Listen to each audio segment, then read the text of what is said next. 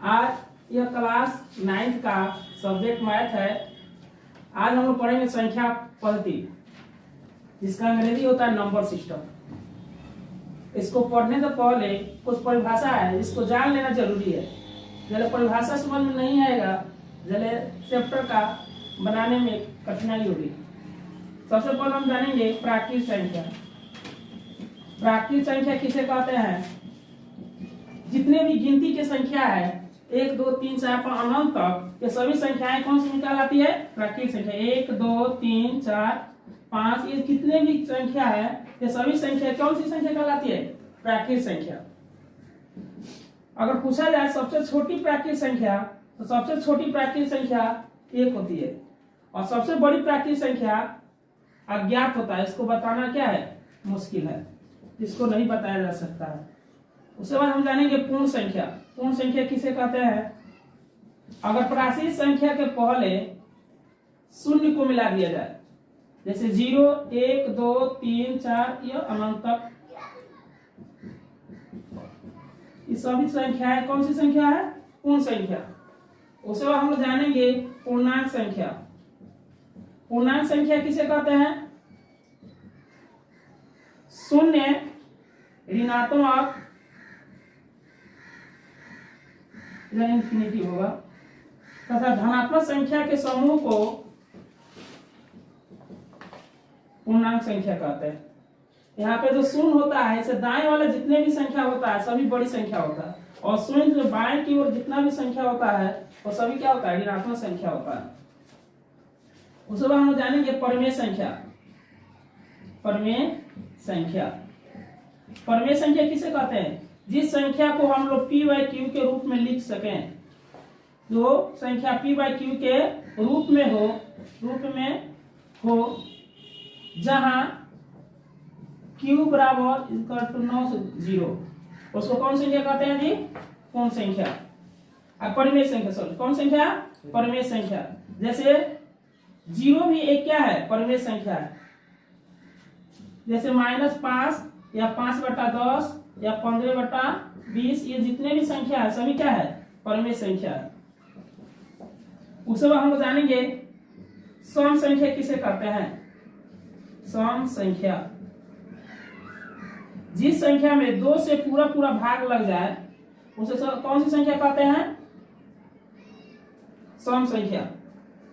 2 से पूरा पूरा भाग लग जाए उसे सम संख्याएं कहते हैं। आज में जैसे 2 4 6 8 10 etc, ये सब संख्याएं क्या है? सम संख्या है। उसके बाद हम लोग देखेंगे विषम संख्याएं।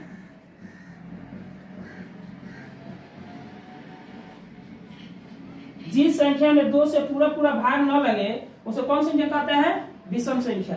जैसे 1 3 5 7 9 11 etc, ये सब संख्या कौन संख्या है? विषम संख्या है। प्राकृत संख्या, पूर्ण संख्या, पूर्णांक संख्या, परमेय संख्या को समझने के लिए कुछ क्रियाकलाप करेंगे जो क्लास 9 की किताब में दिया गया है। यहाँ पे एक संख्या रेखा बनाएंगे। क्या बनाएंगे? संख्या रेखा। संख्या रेखा पर जो यहाँ पे होता है वह शून्य होता है। क्या होता है? शून्य। इधर जो भी संख्या होता है प्लस होता है, 1 2 3 4 5, इधर इन्फिनिटी और आगे जहां तक चला जा सकता है। इधर -1 -2 -3 -4, इधर और यहाँ तक हो जाए। एक कोई लड़की है, वो यहाँ पे खड़ी है और क्या करती है? एक झोला लेती है। क्या लेती है? झोला। और झोला लेकर इसमें क्या करती है? झोला में संख्याओं को उठा उठा रखती है। 1 2 को डालती है, 3 को डालती है, 4 को डालती है, 5 को डालती है, 6 7 8, ये जो भी झोला में रखती है, जो झोला बन रहा है, ये किस संख्या का झोला बन रहा है? प्राकृत संख्या। कौन संख्या का? प्राकृत। इसमें जो भी मतलब संख्या रखी है, ये जितना भी संख्या रखी है, ये सब कौन संख्या रख रही है? प्राकृत संख्या। प्राकृत संख्या। और फिर क्या करती है लड़की, अब वो एक पर नहीं खड़ा होती है, अब वो शून्य से शून्य पर खड़ा होती है और फिर एक दूसरा झोला लेती है और उसमें पहली बार 0 रखती है, 1 रखती है, 2 रखती है, 3, 4, फिर वैसे क्या करती है, इसमें संख्याओं को रखती है। ये जो झोला प्राप्त हो रहा है, ये कौन सी संख्या का झोला प्राप्त हो रहा है, पूर्णांक संख्या। कौन संख्या होगा, पूर्णांक संख्या का झोला प्राप्त होगा। और फिर क्या करती है, अब यह लड़की जो है वो यहाँ पे खड़ा नहीं होती है, और मान लीजिए या तो यहाँ पे खड़ा हो जाती है या इधर यहाँ पे खड़ा हो जाती है, और क्या करती है, फिर एक और झोला लेती है और झोला में क्या करती है, और इसे तीनों प्रकार की संख्याओं को रखती है। जैसे 0 हो गया, 1 हो गया, 2 हो गया, 3 हो गया, 4 हो गया, -1 हो गया, -2, -3। ये जो झोला बना, ये किस संख्या का झोला बना, कौन संख्या का, पूर्णांक संख्या। कौन संख्या का, पूर्णांक संख्या का, पूर्णांक संख्या का झोला बना, पूर्णांक संख्या। ऑब्वियस इस संख्या रेखा के अलावा एक दूसरा संख्या रेखा बनाती है जिसमें क्या होता है, बाटा वाला संख्या होता है। इसमें क्या होता है, बाटा वाला संख्या होता है, और झोला में क्या करती है, अब यह बाटा वाला संख्या रखती है। जैसे 0/1, 1/2, 2/2, 3/4, 5/6 ऐसे संख्या रखती है। तो ये जो झोला प्राप्त होगा वह किस संख्या का झोला होगा, परिमेय संख्या का झोला होगा। परिमेय संख्या का, किस संख्या का झोला होगा, परिमेय संख्या का। ये एक्सरसाइज में हम लोग पढ़ेंगे, क्या प्राकृत संख्या पूर्ण संख्या का सदस्य हो सकता है, हो सकता है, क्योंकि जो प्राकृत संख्या है वह पूर्ण संख्या में आ रहा है कि नहीं। एक देखो, 1 आ रहा है, 2 आ रहा है, 3 आ रहा है, 4 आ रहा है, 5 आ रहा है। तो जो प्राकृत संख्या का समूह है वह पूर्ण संख्या के समूह में हो रहा है नहीं। लेकिन कहा जाए क्या पूर्ण संख्या प्राकृत संख्या का समूह हो सकता है, नहीं हो सकता। क्यों, क्योंकि प्राकृत संख्या में शून्य नहीं है, जबकि पूर्ण संख्या में क्या है, शून्य है, तो यह नहीं हो सकता है। अगर कहा जाए क्या पूर्ण संख्या पूर्णांक संख्या का समूह हो सकते हैं, तो हो सकता है, क्योंकि पूर्ण संख्या में 0, 1, 2, 3 आ रहा है, लेकिन पूर्णांक संख्या पूर्ण संख्या समूह नहीं हो सकता है। यह एक्सरसाइज में आएगा, पूछेगा कि क्या प्राकृत संख्या पूर्ण संख्या समूह होता है, तो नहीं होगा, क्योंकि देखो ऊपर वाला नीचे वाला तो हो सकता है, लेकिन नीचे वाला ऊपर वाला का सदस्य नहीं हो सकता है। जैसे देखिए, यह जो पूर्ण संख्या है परिमेय संख्या सदस्य हो सकता है, नहीं। लेकिन यह पूर्ण संख्या परिमेय संख्या सदस्य हो सकता है, लेकिन परिमेय संख्या पूर्ण संख्या सदस्य नहीं हो सकता, क्योंकि परिमेय संख्या जो होता है यह पूर्णांक संख्या नीचे अगर हम 1 लगा दे तो हो जाएगा, लेकिन ये जो परिमेय संख्या है वह क्या होगा, पूर्ण संख्या का सदस्य नहीं होगा। प्रश्नावली 1.1 जो क्लास 9 का मैथ है, सब्जेक्ट है, इसमें पहला क्वेश्चन का है क्या शून्य एक परिमेय संख्या है। तो सबसे पहले इसका हम लोग आंसर देंगे। यहाँ तक ये पूछ रहा है क्या शून्य एक परिमेय संख्या है, तो हम लिखेंगे आंसर हाँ, शून्य एक परिमेय संख्या है, क्योंकि इसके नीचे हम 1 मान सकते हैं। और क्या इसे p/q के रूप में लिख सकते हैं, तो हाँ लिख सकते हैं। 0/1 लिख दिए, ये संख्या p और क्या हो गया, q के रूप में हो गया। और जहाँ q, p और q क्या है, पूर्णांक संख्या है, तो यहाँ p और q जो है यह पूर्णांक संख्या है। यहाँ q = नॉट 0, यहाँ q का मान क्या है, 0 नहीं है। यहाँ q का जो मान है वह 1 है, q का मान क्या है, 1 है। इसलिए हम कह सकते हैं जो शून्य है वह ये क्या है, परिमेय संख्या है। आगे हम लोग देखेंगे 3 और 4 के बीच 6 परिमेय संख्या लिखे, तो जो भी संख्या दिया रहा है उसको हम पहले लिखेंगे। 3/1 लिख लिए, 6 कह रहा है तो हम इसमें 7 के गुना करेंगे, नीचे और ऊपर, 7/7। 7 में 3 से गुना करेंगे, 7 का 21, 1 में 7 के गुना करेंगे 7, फिर 4 है, 4 को लिखेंगे, इसे नीचे भी हम क्या मानेंगे, 1 मानेंगे, ये कह रहे 6, तो नीचे ऊपर कितना से गुना करेंगे 7/7। यह हम गुना करेंगे 7 में 4 के 7 तो 100 का 28, 7 कम 7, यह आया 21/7 और 28/7। इसके 20 के संख्याओं को हम क्या करेंगे लिखेंगे।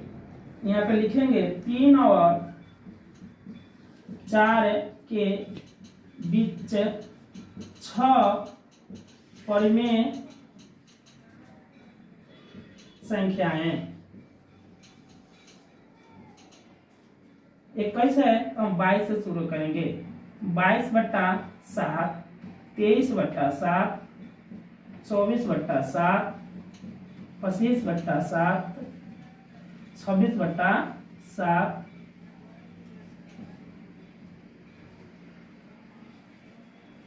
27/7 और यहाँ पे 28 है तो छोड़ देंगे। ये गिनेंगे 6 आ रहा है कि नहीं से 20 में 21 और 28 है। 1 2 3 4 5 6 यह 21/7 और 28/7 से 20 में 6 परिमेय संख्याएं हो गया। प्रश्नावली 1.1 में 4 मैथ है। तो पहले हम 2 मैथ बना चुके हैं, 2 और बाकी है, 3 और 4। तो 3 और मैथ है। कह रहा 3/5 और 4/5 के बीच 5 परिमेय संख्या लिखे। जो भी भिन्न वाला संख्या है उसको हम लिखते हैं। 3/5 हो गया। यहाँ 5 कह रहा है तो अंश और हर, ऊपर वाले संख्या को अंश कहते हैं, नीचे वाले संख्या को हर कहते हैं। तो अंश और हर दोनों में क्या करेंगे, 5 है तो 6 से दोबारा हम लोग क्या करेंगे गुना करेंगे।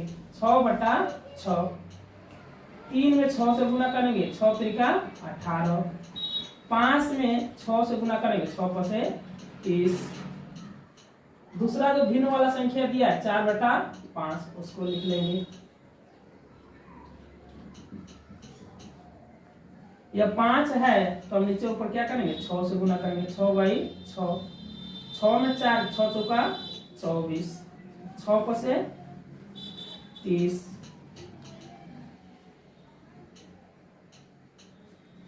यहाँ 18/30 और 24/30 संख्या आया। यह गुना करने पर अंश और हर दोनों में क्या करने 6 से गुना करने पर यह हर हाल में ये जो ऊपर वाला अंश है नीचे वाला जो हर है दोनों का हर क्या आना चाहिए बराबर आना चाहिए। अगर बराबर नहीं होगा तो इससे 20 वाला जो भी संख्या आएगा वो क्या आएगा गलत आएगा। तो इसको हम लिख सकते हैं 3/5 और 4/5 के बीच 5 परिमेय संख्याएं। 18 से है तो हम 19 से शुरू करेंगे। 19/30, 20/30, 21/30, 22/30, 23/30। ये 5 संख्याएं हो गया। 24 आया है छोड़ देंगे, यह अब बन गया, इसके आंसर हो गया। तो 4 नंबर क्वेश्चन है, कह रहा है नीचे दिए गए कथन सत्य है या असत्य है, कारण के साथ अपने उत्तर देना है। कह रहा प्रत्येक प्राचीन संख्या एक पूर्ण संख्या होता है, ये सही है कि गलत है। कह रहा प्राचीन संख्या पूर्ण संख्या का समूह होता है। यानी जो प्राचीन संख्या जितने भी संख्या है क्या पूर्ण संख्या में आता है, तो आता है। यह क्या है सत्य है। क्या है सत्य है। आंसर क्या होगा सत्य है। कारण देंगे, कारण लिखेंगे सभी प्राकृत संख्याएं पूर्ण संख्या का समूह होता है। एज में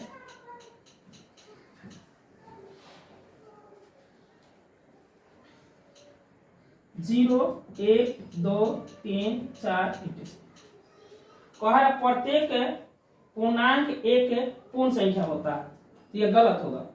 क्योंकि हम जानते हैं जो पूर्ण संख्या होता है 0 1 2 होता है, जबकि पूर्णांक संख्या माइनस प्लस शून्य तीनों प्रकार की संख्याएं सम्मिलित होता है। तो जो होगा वह पूर्ण संख्या जो होगा वह पूर्णांक संख्या का समूह नहीं होगा।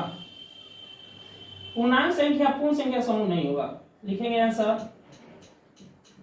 असत्य है, असत्य है। कारण देंगे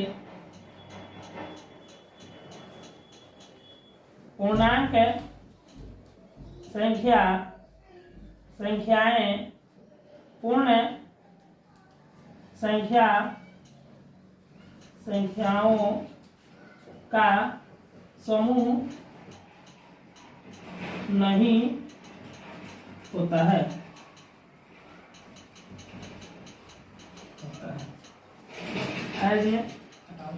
पर प्रत्येक परिमेय संख्या एक पूर्ण संख्या होता है। यह सत्य है कि असत्य है? यह भी क्या है? असत्य है। क्या है? असत्य। कारण में जो परिमेय संख्या होता है वह भिन्न के रूप में होता है, बट्टा के रूप में होता है, जबकि पूर्ण संख्या जो होता है वह बट्टा के रूप में नहीं होता है। तो प्रत्येक परिमेय संख्याएं एक पूर्ण संख्याएं होती है। तो कारण देंगे सभी परिमेय संख्याएं भिन्न के रूप में होती है, जब कि पूर्ण संख्याएं भिन्न के रूप में नहीं होती है। प्रश्नावली 1.1 का होमवर्क हम लोग लेंगे। बीच से संख्याओं को ज्ञात करना है। 3 और 4 के बीच 6 परिमेय संख्याओं को ज्ञात करना है। 5 और 6 के बीच 5 परिमेय संख्याओं को ज्ञात करना है। 8 और 9 के बीच 7 परिमेय संख्याओं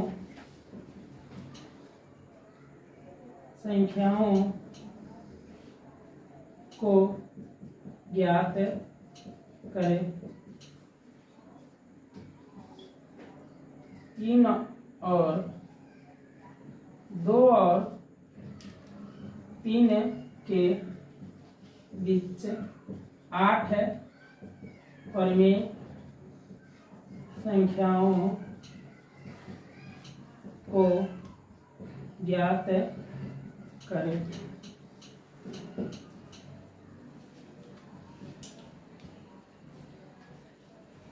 5/6 और 6/6 के बीच 4 परिमेय संख्याओं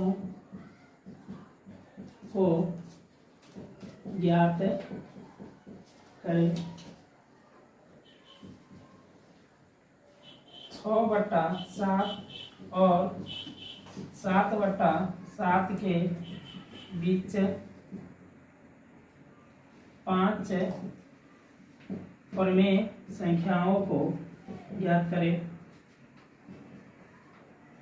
3/4 और 4/4 के बीच 7 परिमेय संख्याओं को ज्ञात करें। 8/7 और 9/7 के बीच 6 परिमेय संख्याएं ज्ञात करें। यह होमवर्क में है, इसको बनाकर लाना है।